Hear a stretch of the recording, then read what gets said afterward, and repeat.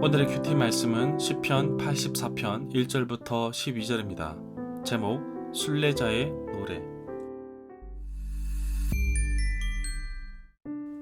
먼저 앞뒤 문맥을 살펴보겠습니다.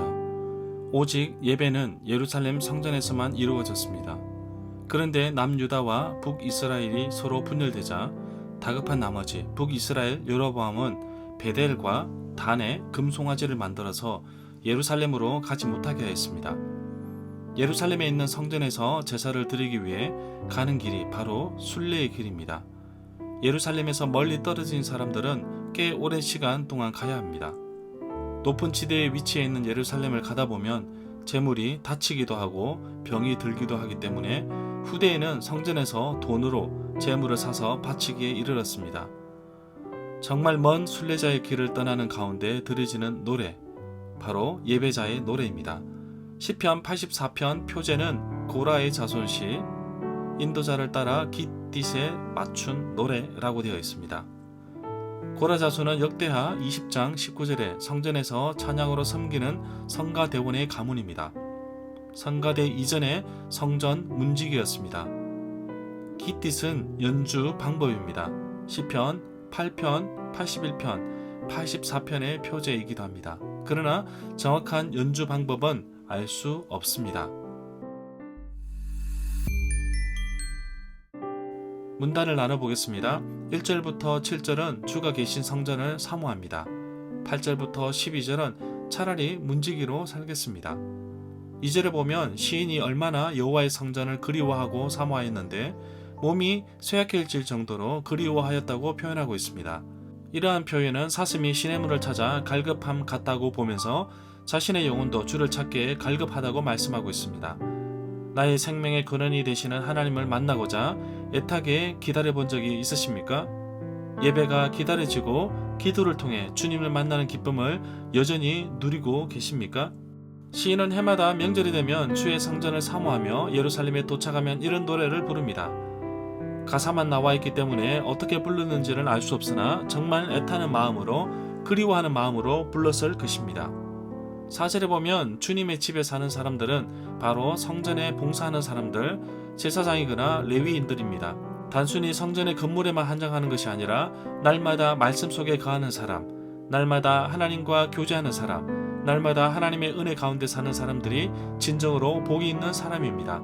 그리스도인이라는 뜻 그 자체가 내 안에 그리스도가 사시는 사람을 뜻하는 것처럼 날마다 주와 동행하며 늘 하나님 말씀 속에 살아가는 사람이 바로 행복한 사람일 것입니다.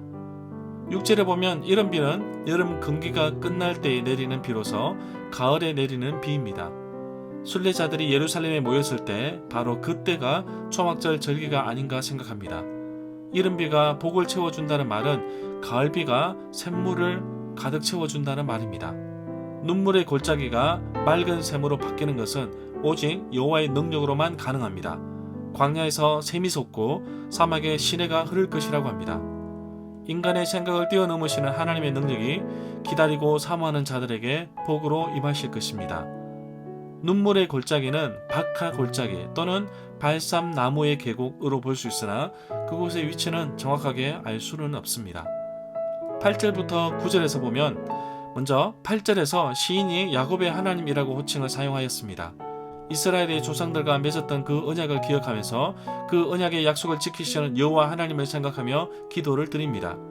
9절에서도 우리의 방패라고 표현하고 있는 이유는 바로 적들의 공격으로부터 지켜내야 할 분이 하나님이시기 때문으로 보았습니다. 시편 84편 11절에서도 볼 수 있듯이 여호와 하나님은 해이며 방패이십니다. 8절부터 9절에서 방패처럼 지켜내야 할 기름 부음 받은 자, 즉 왕을 말합니다. 바로 하나님께서 기름 부어 세운 왕들을 위한 기도라고 할 수 있습니다. 10절에 보면 주의 궁전, 성전 뜰에서 지내는 하루가 다른 곳에서 지내는 첫날보다 낫기에 악인의 장막에 사는 것보다 하나님의 집, 성전에 문지기로 있는 것이 더 좋다고 말합니다. 이미 시인은 2절에서 여호와의 궁전, 성전을 사모한 나머지 마음이 쇠약해졌다고 말하고 있습니다. 시인이 성전 문지기 이야기를 하였던 이유는 고라 자손들이 문지기 직책을 맡았었기 때문에 그 기억을 떠올리며 말했을 것으로 봅니다. 11절에 보면 해는 삶의 근원을 나타내고 방패는 보호자의 의미를 포함하고 있습니다. 바로 하나님께서 그런 분이라고 표현한 것입니다. 보호자이시며 영광스러운 만왕의 왕이시라는 시적인 표현입니다. 절마다 상세한 설명과 구절에서 그리고 핵심 내용과 중심 줄거리는 네이버 블로그에 올려져 있습니다. 내게 주시는 교훈입니다. 만약에 주일 예배를 어느 한 도시에서만 드려야 한다면 멀리 떨어져 있는 분들은 정말 쉽지 않을 것입니다. 그러나 이스라엘 백성들은 절기를 지키기 위해 제사를 드리기 위해 먼 길을 떠나야만 했습니다. 그러나 그 길은 정말 기대되는 길이며 기쁨으로 가득 찬 기쁨의 길입니다. 그 길은 정말 아름다운 길이었습니다. 그렇다면 오늘날 나 자신이 드리는 주일 예배, 다시 말해서 하나님을 만나는 그 날이 기다려지는지 스스로 나에게 물어봅니다. 나에게 예배는 어떤 모습입니까? 반복적인 종교 생활입니까? 출석 체크를 위한 서비스입니까? 예수님을 만난 첫사랑이 월요일부터 나의 삶에 계속 이어져야 합니다. 그래야 한 주간의 첫날이 기다려질 것입니다. 하나님은 진정한 행복이 무엇인지 정확하게 말씀하고 계십니다. 어디에 있든지 우리 주님과 함께 한다면 바로 그것이 예배의 현장이며 성전이며 교회입니다. 6절에 나오는 눈물의 골짜기 같은 나의 삶에 이른비를 주셔서 운물이 가득 채워지게 하시고 하나님을 향한 발걸음이 더 가볍게 하시고 힘을 주셔서 기쁨으로 주님을 만나게 하옵소서. 내가 머무는 이곳이 기도가 시작되는 곳, 예배가 시작되는 곳, 찬양이 시작되는 곳이 되게 하시고 눈물의 골짜기 같은 나의 힘든 삶에 축복의 이른 단비를 주셔서 차고 넘치게 하옵소서. 큰 축복의 물결이 다른 사람에게 흘러가는 축복의 통로가 되는 하루가 되기를 간절히 소망합니다.